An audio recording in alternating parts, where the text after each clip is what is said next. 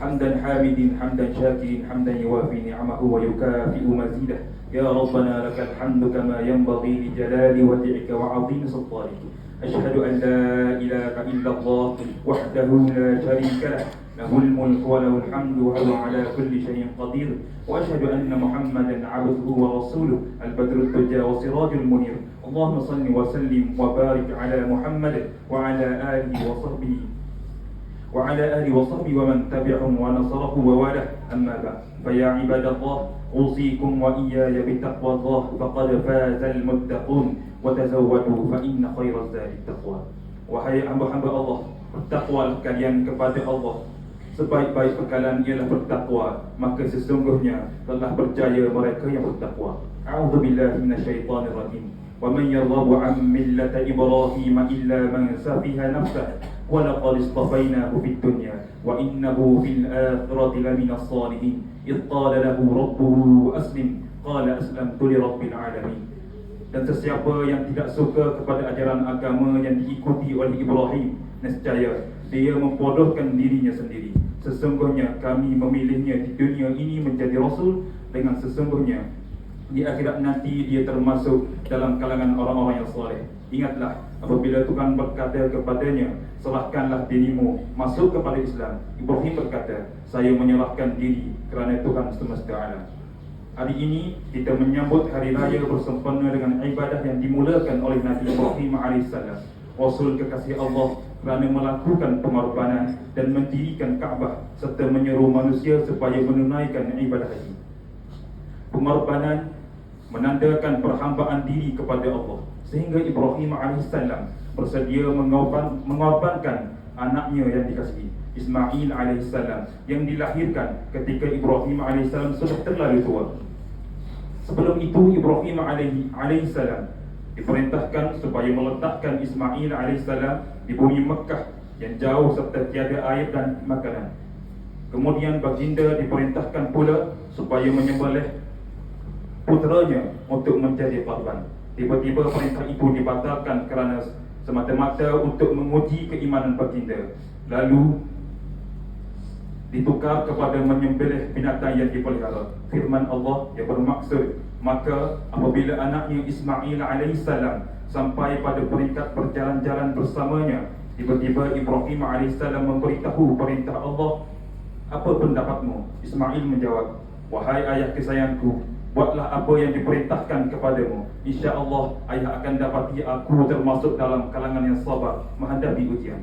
Maka tatkala kedua-dua beranak itu menyerah diri kepada perintah Allah dan Ismail dilepaskan mengiring di atas lambungan percaya kepada wahyu mimpi itu, maka perintah itu kami batalkan. Beginilah kami memberikan ganjaran kepada orang-orang yang baik, mentaati perintah Tuhannya. Sesungguhnya perintah ini ialah satu ujian yang nyata, dan kami gantikan dengan binatang sembelihan yang besar. Kami jadikan contoh teladan kepada orang-orang yang lain. Selamat sejahtera kepada Ibrahim. Begitulah kami memberikan balasan kepada orang-orang yang baik. Sesungguhnya Ibrahim dalam kalangan hamba-hamba kami yang beriman. Surah As-Saffat ayat 102 hingga 111. Maka mereka yang berkemampuan hendaklah melakukan ibadah korban, sama ada korban wajib kerana nazar atau mewajibkan dirinya, maupun korban sunat dengan berniat kerana Allah, bukan kerana memuja yang lain daripada Allah yang diharamkan, seperti memuja syaitan atau memuja kubur seseorang, walaupun kubur para anbiya, ulama atau awliya. Maka daging korban dibahagikan mengikut hukumnya yang ditetapkan, tidak boleh dijual atau dijadikan upah. Ibrahim AS diperintahkan untuk mendirikan Kaabah yang dinamakan Baitullah, yakni rumah Allah, menjadi kiblat ibadah kepada umat Islam bagi menyatukan arah ibadatnya, bukan menyembah batunya. Kalau batu-batunya dipindahkan ke mana-mana sahaja, maka haram kufur serta syirik jika kita menyembah batu-batu itu. Ibrahim AS diperintahkan untuk menyeru umat manusia supaya menunaikan haji ke Makkah. Firman Allah, wa adzinu fin nasi bil haji ya'tuka rijalan wa 'ala dhamirin ya'tina min kulli fajjin 'amiq. Dan berserulah wahai Ibrahim kepada manusia supaya mengerjakan haji, nescaya mereka akan datang kepadaku dengan berjalan kaki dan menunggang unta sehingga kurus datang dari segenap penjuru dunia. ولله على الناس حج البيت من استطاع إليه سبيلا ومن كفر فإن الله غني عن العالمين. Dan Allah mewajibkan kepada manusia untuk menunaikan haji bagi sesiapa yang mampu menjalankannya, dan sesiapa yang mengingkarinya, ketahuilah bahawa Allah itu maha kaya, tidak berhajat kepada seluruh alam. Haji itu ibadah jasad, roh dan harta bagi mereka yang mampu. Maka hari Aidul Adha kepada seluruh umat Islam ialah bersempena dengan ibadah yang besar ini. Ibadah haji ialah himpunan umat Islam yang datang dari seluruh penjuru dunia. Haji melambangkan ibadah serta persaudaraan umat Islam dan perpaduan. Mereka dinamakan umat satu qiblah walau berbagai-bagai bangsa, mazhab dan negara yang berbeza. Firman Allah, Al-Hajju ashhurun ma'lumat, faman farada fihinna al-hajj fala rafatha wala fusuqa wala jidala fil hajj, وما تفعلوا من خير يعلمه الله وتزودوا فإن خير الزاد التقوى واتقون يا أولي الألباب. Ibadah haji itu dilakukan dalam beberapa bulan yang didatangkan. Maka sesiapa yang menunaikan pada masa-masa haji itu, maka janganlah melakukan perkara-perkara nafsu antara lelaki dengan perempuan, perkara-perkara jahat dan berkelahi ketika mengerjakan haji. Dan apa-apa yang kalian buat daripada kebajikan diketahui Allah, dan carilah bekalan, maka sebaik-baik bekalan itu bertakwa kepada Allah, dan bertakwalah kepadamu wahai mereka yang berakal fikirannya. Maka dalam percampuran yang ramai itu, Allah mendidik agar menahan nafsu diri terhadap saudara sesama Islam dengan penuh keimanan dan kasih sayang, supaya menjadi umat yang bersatu padu. Muslimin, muslimat yang dirahmati Allah, kita sedang menghadapi zaman umat Islam berpecah dan ada yang berperang sesama sendiri. Padahal Allah mewajibkan kita untuk menyemaikan perpaduan seluruh manusia.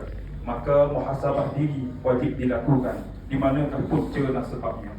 Sedarlah bahawa Islam mengajarkan kita petunjuk satu qiblah, beribadat kepada Allah dengan maksud Islam yang sempurna dalam semua urusan kehidupan kita daripada dunia sehingga akhirat, yang tidak boleh dipisahkan. Hal ini demikian kerana semua perkara dunia akan dihisab juga pada hari akhirat. Kita membuat pengakuan di hadapan Allah, Qul inna salati wa nusuki wa mahyaya wa mamati lillahi rabbil alamin. Sesungguhnya sembahyangku, ibadahku, hidupku dan matiku semata-mata kerana Allah, Tuhan semesta alam yang mencipta dan mentadbir. Sedarlah, setiap urusan kita tidak boleh pisahkan dengan agama. Hanya Islam agama yang syumul, agama yang menunjukkan jalan yang betul. Wa anna hadha sirati mustaqiman fattabi'uhu wa la tattabi'us subula fatafarraqa bikum 'an sabilihi dzalikum wasaqum bihi la'allakum tattaqun. Dan sesungguhnya inilah jalanku, yakni Islam yang satu-satunya betul, maka hendaklah kalian menurutinya dan janganlah kalian ikuti jalan-jalan yang lain. Nescaya kalian berpecah belah dan bercerai-berai dari jalan Allah. Begitulah Allah memberikan pesanan kepada kalian supaya kalian sentiasa bertakwa kepada-Nya. Surah Al-An'am ayat 153. Barakallahu li wa lakum fil kitabi was sunnah wa nafa'ani wa iyyakum bil ayati wal hikmah. Aqulu qawli hadha wa astaghfirullaha li wa lakum wa li jami'il muslimina wal muslimat innahu huwal ghafurur rahim.